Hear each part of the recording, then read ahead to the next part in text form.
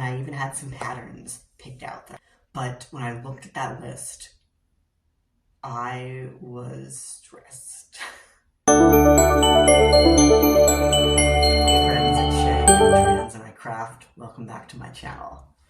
This is the time of year, the start of the new year, 2026, where not only is everyone coming out with their Everything I Made in 2025 videos, but they're also coming out with their Make 9 plans for the new year, and I was ready. I don't think I knit as much last year as I had hoped to, but I'm also really proud of the objects that I made. And I figured, okay, I would like to participate in this Make 9. I had all of these plans laid out, and they were less specific projects and more about the skills I wanted to gain. So I had on my list, I was going to make something in lace. I was going to make something in intarsia. I was going to make something with cables. But when I looked at that list, I was stressed. So let's re-evaluate. Before you make your Make 9 plans and commit, I would urge you to do the following things. And I have some notes here, so if you see me glancing over, that's why. So 1, how do you want your crafting to feel this year? This is a hobby. At the end of the day, knitting, crochet, sewing, whatever you're making is designed to be some type of a de-stress, something that makes you feel good. So what do you want to feel this year based on your own goals and creativity? So some examples, if maybe you want to feel excited, or you want to feel mellow, or you want to feel something easy. Keep in mind, you can achieve any of those feelings from a multitude of ways. So I was going for exciting in my Make 9 plans. All those new techniques, I was going for newness. But I can go for newness in so many other ways. That can be something where I knit a plain stockinette sweater, but in a new color. It can be that I try a new yarn brand. It can be that I try a new construction. You can achieve the emotions that you want for your projects in ways that might be less stressful and put less pressure on yourself to fulfill these big, lofty goals that might actually cause more stress. I really don't know why my one of my sleeves is up in the air. Also keep in mind that your emotions and what you want out of the year will probably change. So go with a starting point of what do you feel right now. So if you're feeling something that's easeful, go for that simple stockinette piece and don't judge yourself. 2, what are your actual goals for your Make 9?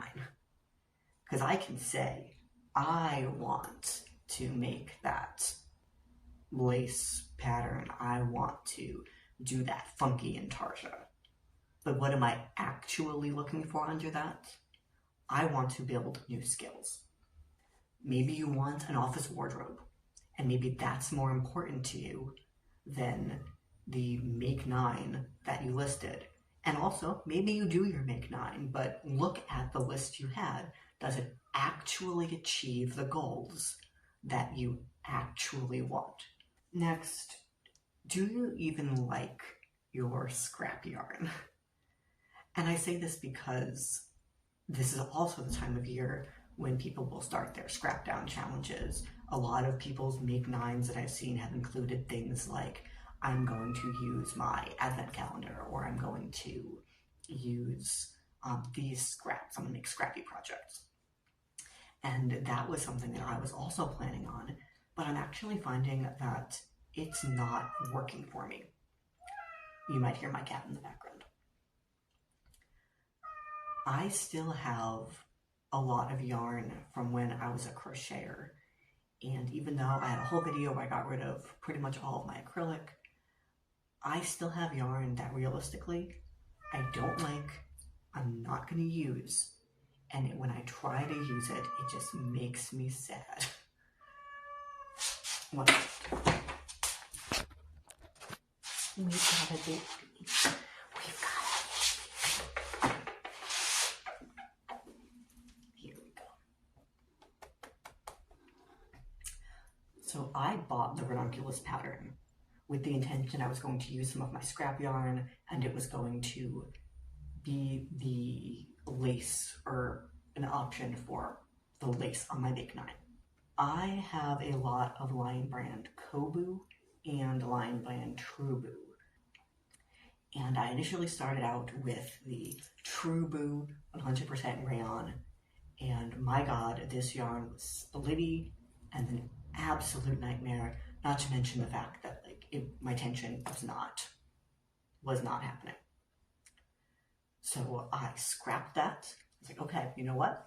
I have some Kobu. I have made another shirt in that. My tension was not good. It was only the second knitted object that I had made. So I was like, okay, I'm a much better knitter now. Let me try it. Terrible.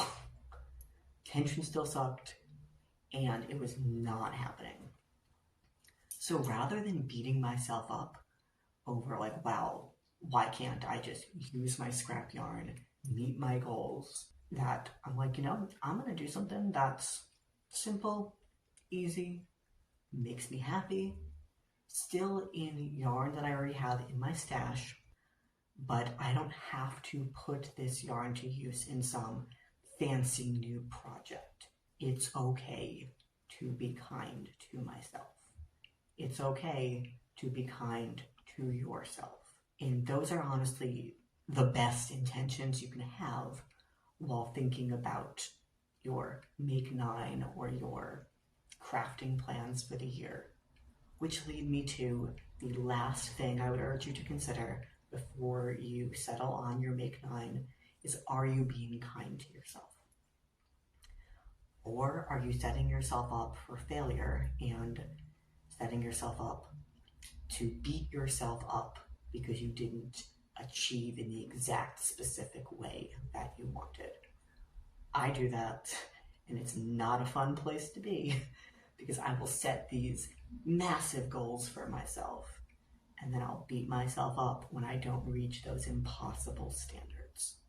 So be kind to yourself, especially in areas that are your hobbies and the things that hopefully make you feel good and calm and creative and excited, or whatever it is that crafting does for you. Be kind to yourself. That's my New Year's wish for you. Thank you so much, guys, for sticking with me through this video. If you like this video, please give me a like, comment, subscribe. Happy New Year, everyone. Be kind to yourself. I love you. Bye.